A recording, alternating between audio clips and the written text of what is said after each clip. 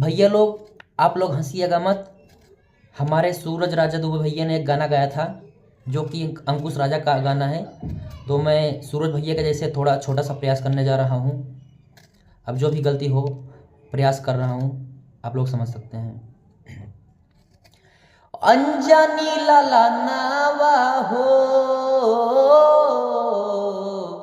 करी सुमिरा नावा हो।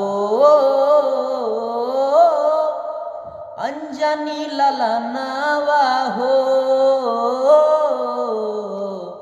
करी सुमिरा नावा हो।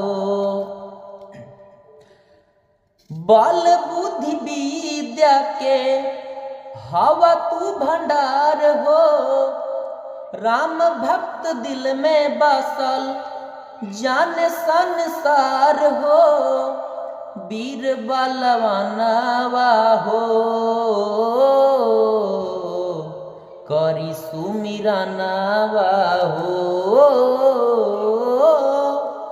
अंजनी लाला नावा हो, करी सुमिरा नावा हो।